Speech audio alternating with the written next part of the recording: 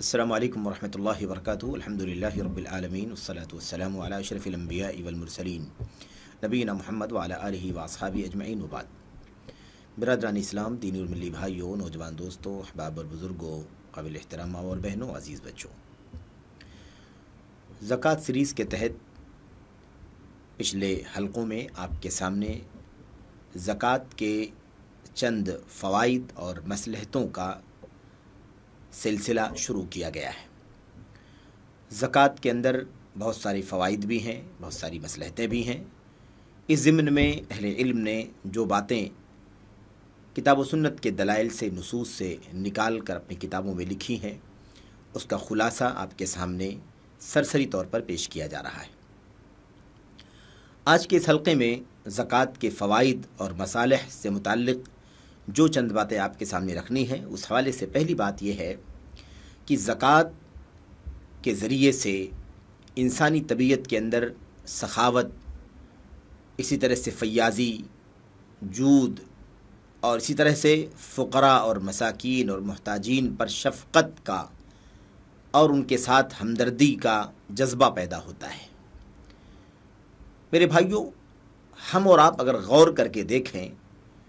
تو یہ بات بڑی آسانی سے ہماری سمجھ میں آ سکتی ہے، کیونکہ جب انسان زکوٰۃ دیتا ہے، اپنی جیب سے مال خرچ کرتا ہے،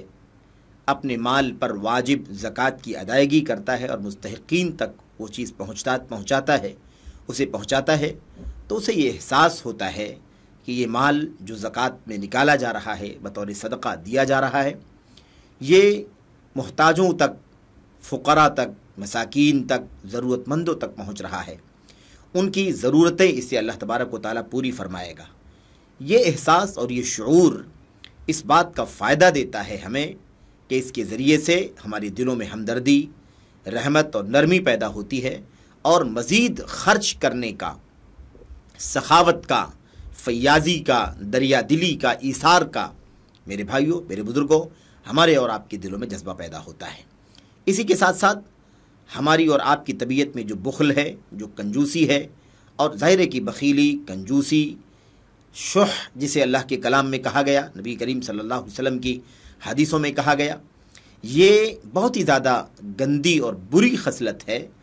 اس بری خصلت سے انسانی نفس کی ستھرائی ہوتی ہے، صفائی ہوتی ہے، اور اللہ تبارک و تعالی بخل اور کنجوسی کو نکال کر انسانی طبیعت میں سخاوت اور فیاضی کا جذبہ پیدا فرماتا ہے۔ اللہ کے کلام قرآن کریم کی آیت کریمہ پر غور کریں۔ اللہ تبارک و تعالیٰ فرماتا، خذ من اموالہم صدقۃ تطہرہم وتزکیہم بہا۔ اللہ فرماتا ہے، آپ ان کے مالوں میں سے زکوٰۃ لیجئے اور اس کے ذریعے سے انہیں پاک کیجئے اور ان کا تزکیہ کیجئے۔ یہ طہارت اور تزکیے کا تذکرہ کیا گیا ہے کہ زکوٰۃ کے ذریعے سے ان کے نفسوں کا تزکیہ ہوگا، ان کے مالوں کی پاکی ہوگی، صفائی ہوگی۔ نفس کا تزکیہ جو ہے وہ یہی ہے کہ نفس بخل سے، کنجوسی سے، شح سے آزاد ہوگا، اور اسی طرح سے اس کے اندر سخاوت اور فیاضی، ہمدردی، دریا دلی، لوگوں، ضرورت مندوں، محتاجوں کے تعاون کا جذبہ دل کے اندر پیدا ہوگا۔ یہ ہے میرے بھائیوں جو اس آیت کریمہ سے ثابت ہوتا ہے کہ اس کے ذریعے سے نفس کی پاکیزگی ہوگی اور مال کی صفائی اور ستھرائی ہوگی۔ اسی طرح سے اللہ کے کلام کی اور بھی آیتیں ہیں۔ مثال کے طور پر اللہ تبارک و تعالیٰ فرماتا، وَمَن یوق شح نفسہ فأولئک هم المفلحون۔ جو اپنے نفس کی بخیلی سے بچا لیا گیا، جو اپنی نفس کی بخیلی سے محفوظ رکھا گیا، جس شخص کو اللہ تبارک و تعالیٰ نے اس کے نفس کی بخیلی سے بچا لیا، فأولئک هم المفلحون، تو یہی لوگ حقیقت میں فلاح پانے والے ہیں، کامیاب ہونے والے ہیں۔ آپ سوچئے کہ نفس کی بخیلی اگر ہماری نکل جائے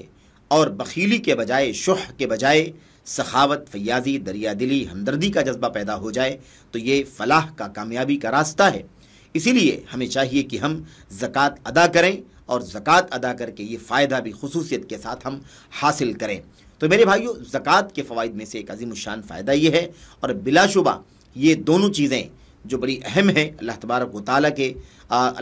تعالیٰ کے دین کے اس رکن کی ادائیگی سے ہمیں اور آپ کو حاصل ہوتے ہیں۔ بخیلی سے آزادی اور سخاوت اور دریا دلی کا میرے بھائیوں جذبہ،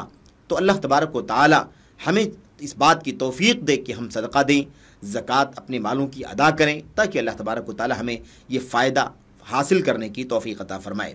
اسی طریقے سے زکوٰۃ کے فوائد میں سے ایک فائدہ یہ بھی ہے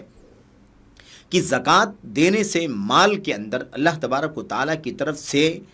میرے بھائیوں، اللہ تبارک و تعالیٰ کی طرف سے خصوصی برکت حاصل ہوتی ہے، مال میں اضافہ ہوتا ہے، بڑھوتری ہوتی ہے، اور مال بڑھتا ہے۔ میرے بھائیوں، یہ صرف اور صرف آپ یوں نہ سمجھیں کہ ایک تصوراتی بات ہے، نہیں، آپ مال خرچ کر کے دیکھیں، اللہ تبارک و تعالیٰ کے حق جو مال میں واجب ہے اسے ادا کر کے دیکھیں، انشاءاللہ تبارک و تعالیٰ یہ فائدہ بھی ہمیں حاصل ہوگا کہ ہمارا مال بڑھے گا، ہمارا مال گھٹے گا نہیں۔ بظاہر زکوٰۃ دینے سے، صدقہ دینے سے ہمیں محسوس ہوتا ہے، دکھائی دیتا ہے کہ ہمارا مال کم ہو رہا ہے، 2.5 ہمارے مال میں سے نکل جا رہا ہے، لیکن آپ یاد رکھیں کہ حقیقت کے اعتبار سے مال میں بڑھوتری ہوتی ہے، برکت اترتی ہے، اللہ تبارک و تعالیٰ کی طرف سے اضافہ ہوتا ہے۔ اللہ تبارک و تعالیٰ فرماتا ہے وَمَا أَنفَقْتُم مِّن شَيْءٍ فَهُوَ يُخْلِفُهُ وَهُوَ خَيْرُ الرَّازِقِينَ۔ اللہ تبارک و تعالیٰ نے سورہ سبا آیت نمبر 39 میں ارشاد فرمایا، تم جو چیز بھی خرچ کرو گے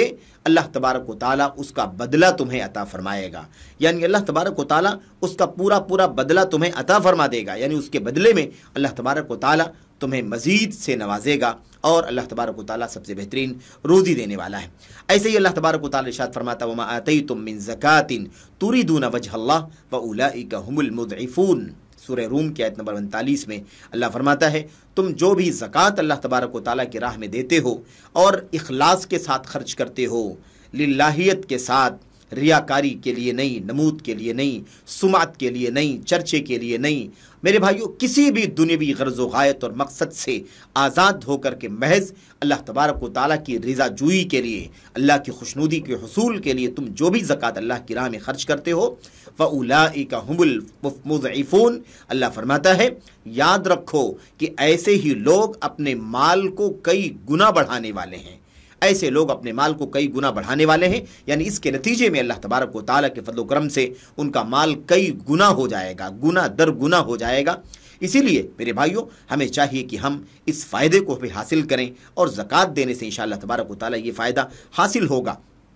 اسی کے ساتھ ساتھ یہ نقطہ بھی یاد رکھیں کہ اگر کوئی آدمی مال خرچ نہ کرے، زکوٰۃ نہ دے، صدقہ نہ دے، یا مزید جو بھی انفاق کا عام حکم ہے یا انفاق کا عام تذکرہ ہے کتاب و سنت کے اندر، اگر اس اعتبار سے مال خرچ نہ کرے تو یاد رکھیں کہ مال اس سے بے برکتی کا شکار ہوگا، مال سے برکت اٹھ جائے گی، مال خرچ کرنے کا جو بدلہ اور کئی گنا دینے کا اللہ نے وعدہ فرمایا ہے، انسان اس سے تو محروم ہو ہی جائے گا، مزید مال اکارت ہو جائے گا، مال ضائع ہو جائے گا۔ اللہ کے نبی صلی اللہ علیہ وسلم نے فرمایا تھا کہ ہر صبح اللہ تبارک و تعالیٰ کی طرف سے 2 فرشتے اترتے ہیں، ایک فرشتہ اعلان کرتا ہے اللہ خرچ کرنے والے کو اس کا کئی گنا بدلہ عطا فرما، اس کے بدلے میں اسے مزید مال سے نواز، اور جو دوسرا فرشتہ کہتا ہے اللہم اعطی منفقا اللہم اعطی ممسکا تلفا، اے اللہ تبارک و تعالیٰ جو مال خرچ نہیں کرتا ہے، جو روکتا ہے، سمیٹ کر سینت کر رکھتا ہے، اسے اکارت اور ضائع فرما دے۔ آپ یاد کریں کہ جہاں یہ برکتیں اور فضیلتیں حاصل ہوتی ہیں اور جہاں یہ بھلائی اور یہ نفع حاصل ہوتا ہے، وہیں